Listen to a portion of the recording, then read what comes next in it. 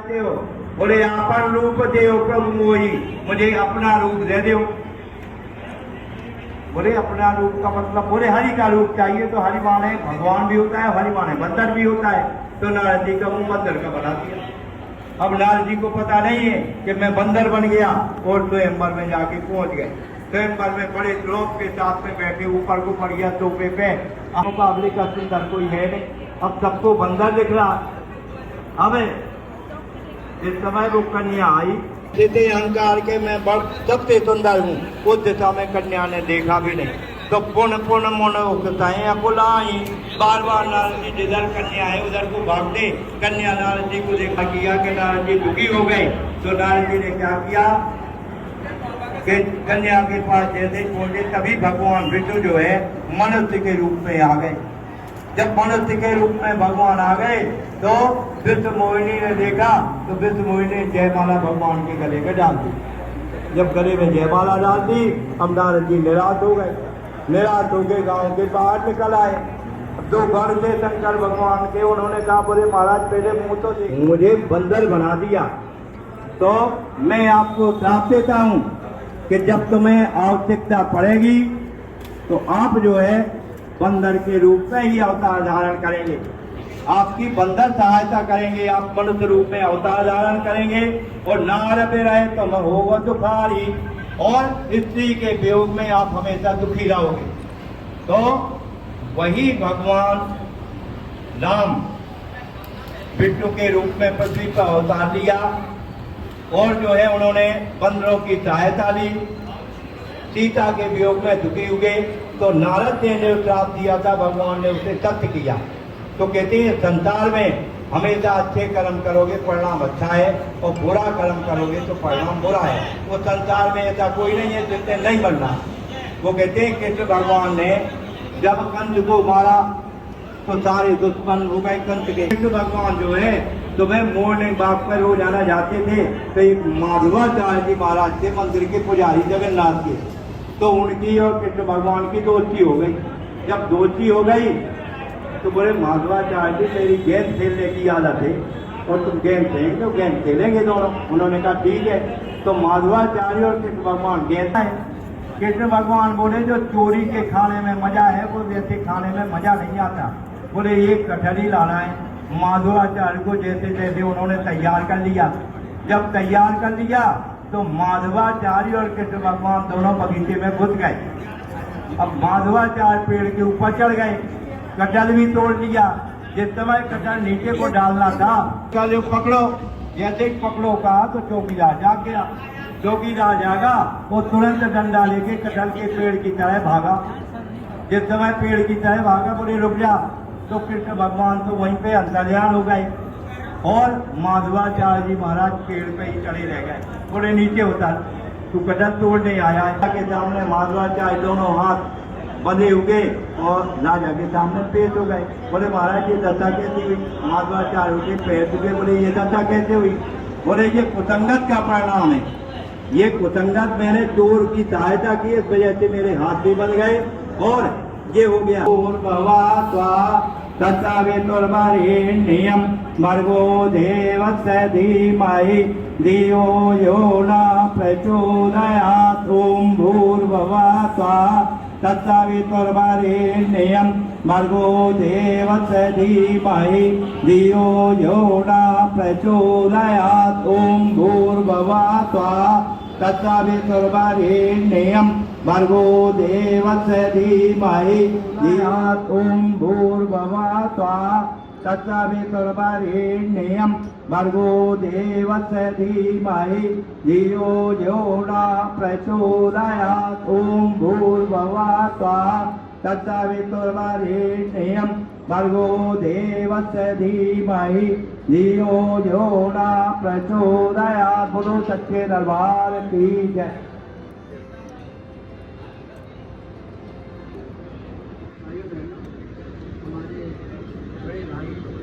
प्रधान जी जो प्रधान जी के नाम से फेमस थे, उस जमुना पार में जितने भी गांव थे, हम कहीं जाते थे यदि उनके प्रधान जी का नाम लेते थे, हम प्रधान जी के भाई हैं या प्रधान जी के बेटे हैं, तो बिल्कुल बहुत आदर सम्मान हमारे बिल्कुल लगता था। वो इस तरह के आदमी थे, बिल्कुल ईमानदारी से उन्होंने काम किया। और हमारी पहचान उन्हीं के साथ थी, प्रधान जी के भाई या प्रधान जी के। वो हमेशा गांधीवादी रहे हैं। हमेशा मैंने जब से उनको देखा है, खादी के कपड़े और पजामे, इसके अलावा उन्होंने कुछ नहीं करना, वो हमेशा खादीवादी रहे हैं। 2 अक्टूबर को जब गांधी जयंती पर प्रोग्राम होता था, हम लोग वहाँ जाते थे और चरखा भी काटते थे और हम लोग केतली काटते थे। तो इस तरह के वो गांधीवादी हमारे गांधीवादी विचार के रहे हैं। उन्होंने हमारे अपने परिवार में, पूरे गांव में शिक्षा का बहुत प्रचार किया और उनकी बदौलत है कि हमारे परिवार में डॉक्टर भी हैं, इंजीनियर भी हैं, वकील भी हैं, सभी लोग पढ़े लिखे। हम वही चाहते थे, वो प्रधान जी यही चाहते थे कि पूरे गांव में पढ़े लिखे हों और शिक्षा को आगे बढ़े। उन्होंने गांधी निधि का संचालन किया, बड़े अच्छी तरह से किया और कभी भी उनकी ईमानदारी में कोई शक नहीं हुआ। गांधीवादी रहे और शिक्षा के मामले में उस टाइम पे उन्होंने मैट्रिक पास की। उनके साथी थे उस टाइम चित्ता, मंगलू और भगवत, वो मैट्रिक नहीं किया कर पाए, लेकिन उन्होंने मैट्रिक किया और उन्हीं के पद चरणों पर चलते हुए हमारे घर के सभी लोग अच्छे शिक्षा ले हुए। वो हरिजन सेवा संघ के मेंबर है काफ़ी दिनों तक और गांव में, सभी गांव में, हमारे गांव में, आसपास के जितने भी गांव में सभी वर्ग के लोग उनको आदर सम्मान उचित हिसाब से देते थे, जिस तरह के अपने वर्ग के लोग।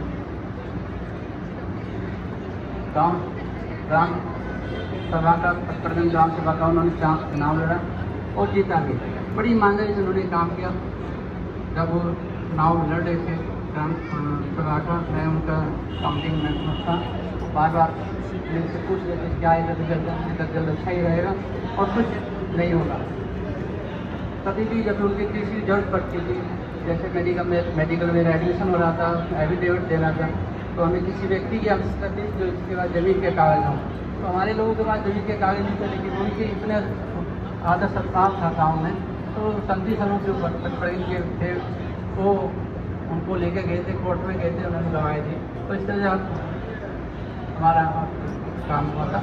तो इस अवसर पर जितने भी लोग आए हैं, मैं चाहूँगा वो अपनी श्रद्धांजलि करें और मैं अपनी तरफ से उनको श्रद्धांजलि अर्पित करता हूँ। उनके पुराने साथी हैं मंगत राम सिंह जी, उनके साथ उन्होंने काम किया है।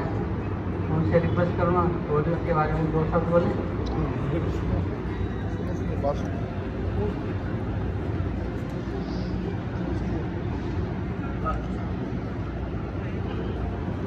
परम आदरणीय पुणे जी, उपस्थित हमारे यहाँ उप मुख्यमंत्री सिसोदिया जी, सभी उपस्थित भाइयों और बहनों, व्यासराम जी से मेरा बहुत पुराना संबंध रहा है।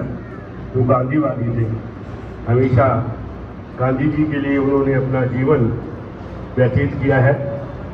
मरते तक उन्होंने जो गांधी जी के आदर्श थे वो अपनाए। उन्होंने यहाँ पर एक ग्राम सेवा केंद्र भी बनाया और गांधी जी के नाम से एक बापू पब्लिक स्कूल हम सिसोदिया के यहाँ चला रहे हैं, उसको उन्होंने स्थापित किया। वो सादा हम दिल्ली गांधी समाज नीति की ओर से चला रहे हैं। मैं समझता हूँ कि व्यासराम जी की जितनी तपस्या है उसको कोई भुलाया नहीं जा सकता। उन्होंने जो अपना जीवन लोगों के लिए दिया, समाज के लिए दिया और गांधी के नाम से जो काम किए उसके लिए हमेशा उन्होंने दिया अपना समय, परंतु आज वो हमारे बीच में नहीं रहे हैं। बड़ी दुख की बात है और उनकी याद हमेशा हमें बनी रहेगी चरणों स्थान में। और उनके ना रहने से जो समाज को, संस्था को, परिवारों का जो नुकसान हुआ है, बहुत भरा बुरा परिवार है, भाई हैं, बेटे पोते व्यासराम जी छोड़ के गए हैं। तो मैं उनको दोबारा अपनी श्रद्धांजलि अर्पित करता हूँ। धन्यवाद। हमारे बीच में दिल्ली के उप मुख्यमंत्री श्री मनीष सिसोदिया जी, मैं उनसे भी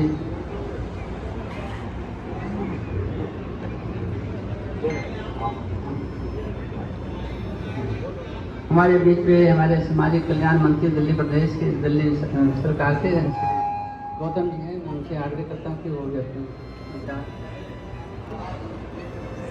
सबसे पहले तथागत बुद्ध और बाबा साहेब के चरणों में कोटि कोटि नमन करते हुए मैं प्रधान जी को अपने श्रद्धांजलि अर्पित करता हूँ। और हम सबको उनसे एक प्रेरणा लेनी चाहिए कि उन्होंने पूरे अपने परिवार को, समाज को हमेशा पढ़ाई का महत्व समझाया। और हम लोग तो वैसे भी कोई जमीन जायदाद तो है नहीं, कोई व्यापारी तो है नहीं, हमारे पास तो एक ही रास्ता तरक्की का है, वो है एजुकेशन। एजुकेशन के रास्ते से उन्होंने अपने सारे भाइयों को, बच्चों को पढ़ाई दी और उसकी वजह से वो सब लोग डॉक्टर, इंजीनियर बने, वकील बने, तरक्की करके आगे निकले। तो मैं समझता हूँ उनके प्रति सच्ची श्रद्धांजलि यही होगी कि हम सब लोग इस अवसर पर ये संकल्प लें कि हर हालत में अपने बच्चों को पढ़ाएंगे। और बड़े आज अच्छा अवसर है कि श्रद्धांजलि समारोह हमारे पूर्व मंत्री भी बैठे हैं और दिल्ली प्रदेश के उप मुख्यमंत्री और साथ में शिक्षा मंत्री, जो शिक्षा को ही सबसे ज़्यादा रात दिन सोते जागते उठते बैठते काम करते हैं। इसी को हम सबको भी अपना एक तरक्की का मंत्र बना लेना चाहिए कि शिक्षा से ही तरक्की के सारे द्वार खुलते हैं। तो बाबा साहब तो खुद कह गए, शिक्षा वो शेरनी का दूध है, जो पिएगा वो दहाड़ेगा। तो इस अवसर पे मैं उन्हें पुनः श्रद्धांजलि अर्पित करते हुए आप सबसे निवेदन करूंगा कि प्रधान जी विशेष रूप से शिक्षा को महत्व देते थे। आप सब और हम लोग भी मिलकर शिक्षा के रास्ते पे चलते हुए आगे बढ़े, तरक्की करें और आपस में प्यार मोहब्बत का वातावरण पैदा करें, नफरत के वातावरण से दूरी रखें। बहुत बहुत धन्यवाद, शुक्रिया। जय भीम, जय भारत। मनीष सिसोदिया जी हमारे उप मुख्यमंत्री और शिक्षा मंत्री। आदरणीय पंडित जी और हम सबके बीच में आप से सूक्ष्म रूप में उपस्थित प्रधानमंत्री श्री ग्यासराम जी, हम सबके लिए बहुत दुख की बात है कि वो हमारे बीच में नहीं है, लेकिन प्रकृति में जो है वो जाने का नियम लेके गया है। तो इसलिए हमेशा अपना कोई लालच हमारे ये रहता है कि जो जितना अधिक समय रह जाए, लेकिन प्रधान जी जिस तरह का जीवन जी के गए हैं, जैसा यहाँ पर आए उपस्थित सज्जनों के भावों से भी व्यक्त है और मैं तो व्यक्तिगत रूप से भी जानता हूँ और उनका पूरा परिवार भी उस बात का प्रमाण है कि उन्होंने न सिर्फ अपने परिवार की बल्कि आसपास के क्षेत्र की शिक्षा पे बहुत काम किया। और यही बाबा साहब का, यही गांधी जी का सपना था। मंगत राम जी ने बताया गांधीवादी जी थे। प्रधान जी, मैं समझता हूँ कि पिछले करीब 10 साल से मेरी मुलाकात थी और जब भी मैं मिला, स्कूल में मिला, घर पे मिला, बहुत बीमारी की अवस्था में मिला, हर वक्त मुझे उनके अंदर गांधी और अंबेडकर दोनों दिखाई देते थे और मैं हमेशा उनसे प्रेरणा लेके गया। अपने परिवार को उन्होंने जहाँ लाके खड़ा किया है, जैसा भाई जी बता रहे थे कि एक ऐसा समय था जब आगे पढ़ने के लिए ज़मीन की गारंटी चाहिए थी, तो वो नहीं थी, तो अपने व्यवहार के आधार पर उन्होंने ली, लेकिन उसके बाद अपने परिवार को इस लायक बनाया कि अब किसी की गारंटी लेने की जरूरत ना पड़े, किसी की ज़मीन की गारंटी लेनी ना पड़े, ये परिवार अब खुद उनकी गारंटी है। तो मुझे लगता है कि प्रधान जी जैसे लोग शरीर छोड़ के जाते हैं, लेकिन काम से, प्रभाव से, आत्मा से हम सबके अंदर रहेंगे, हम सबके काम में रिफ्लेक्ट करेंगे, हम सबके व्यवहार में रिफ्लेक्ट करेंगे, यही उनको सच्ची श्रद्धांजलि होगी। मैं पुनः परिवार के साथ शोक संवेदना प्रकट करते हुए, क्योंकि ये उनका लॉस है, मैं समझता हूँ मेरा भी लॉस है उनका जाना। व्यक्तिगत रूप से मैं बहुत प्रभावित था उनके व्यक्तित्व से, उनके काम से, उनका आशीर्वाद हमेशा मेरे ऊपर रहा। मैं परिवार के इस दुख घड़ी में सबके साथ हूँ, सबके साथ संवेदना व्यक्त करता हूँ। ओम शांति।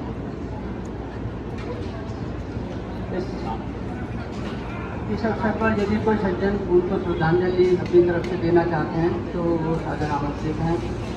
पन्नी लाल जी, राम स्वरूप जी, मान सिंह जी, जो भी कोई व्यक्ति श्रद्धांजलि देना चाहता है।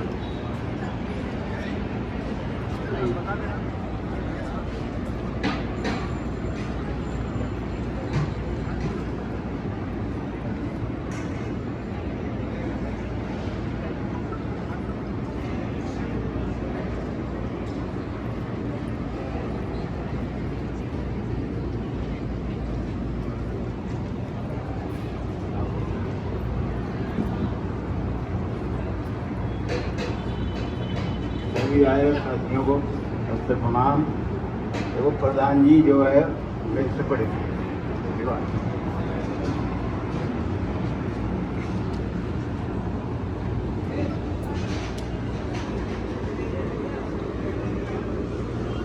जो भी काम हम करते थे परिवार मिलकर करते थे और हमने ये तय कर रखा था भाई हमारे परिवार में आपके हमारे होते हुए कोई बच्चा लड़ाई नहीं करना, या फैमिली का कोई भी मेंबर हमारे सामने और आपके सामने कोई ऐसी बात नहीं करेगा जो परिवार में टूट फूट हो जाए। हमारे कम से कम 50-60 घर हैं परिवार में, 50-60 घर में कोई भी ऐसा मेंबर नहीं है जो प्रधान जी की और मेरी बात को ऊपर डालता था। और प्रधान जी ने हमेशा जितना भी परिवार के लिए काम करना था वो अलग से बैठ के, अभी प्रणाली ये बात है वो बात है, कई बार जमीन के रास्ते के इधर की छोटी मोटी बात होती थी तो किसी को बताते भी नहीं थे। अपने घर में आराम से बैठ के परिवार को बिल्कुल संकीर्ण रखने के लिए सारे मिलकर काम किया करते। ब्याह का, शादी का, कोई भी काम होगा तो ज़्यादा ढोल बजाने की जरूरत नहीं होती थी। आपस में ही बैठ के दोनों तीनों जो भी थे और वो जो पूर्वज थे हमारे तो सब एक ही परिवार था करते। अब तो बड़े 60-70 घर हो गए तो थोड़ा ना फर्क तो पड़ ही जाता, परंतु फिर भी कोशिश अब तक भी वो मध्यम व्यक्ति भी यही करते रहे भाई परिवार में भी आपस में अपने ही परिवार के अंदर फूट ना हो, झगड़े ना। सबसे बड़ी उनकी यही वो है कि भाई उन्होंने सारे परिवार को साथ रखा है। हो जाती थी छोटी मोटी बात कभी जो होती थी तो उस बात तो कभी अलग मिलते कि हमारे आपस में आज जीवन में रहती है। यहाँ पर भी पर्दा, मैंने कभी पर्दा नहीं किया, जबकि ससुराल थी मेरी, यहाँ पे पर्दा बहुत ज़्यादा था, विलेज है। लेकिन मेरे आने के बाद लोगों ने पर्दा करना बंद किया, जो कि मेरे फादर के लिए बहुत बड़ा सपोर्टिव था। प्रधान जी की विचारधारा भी ऐसे ही थी और हमेशा बहुत ही दहेज विरोधी रहे और वुमेन एम्पावरमेंट के लिए स्त्री को हमेशा आगे बढ़ाया, शिक्षा दी। कभी भी उन्होंने हमें ऐसा नहीं समझा, हमेशा सिर पे हाथ रख के आशीर्वाद दे के बेटा बेटा करके हमसे बात करते थे। बहुत ही हमें उनकी बहुत ही हमेशा कभी रहेगी और वो हमारे घर की शोभा शान रहे हैं और हमारे हमेशा उनका नाम रहेगा इस गांव में। उनको प्रधान जी के नाम से लोग जानते थे और वो हमेशा प्रधान ही रहेंगे हमारे लिए। और हमें बहुत दुख है, उनकी कमी है, हमेशा उस कमी को कोई पूरा नहीं कर सकता। तो इस दुख के साथ ही हम समाप्त करते हैं। अब जितने भी मानव यहाँ आए हैं हम सबको आभार प्रकट करते हैं। आप बोलेंगे कुछ?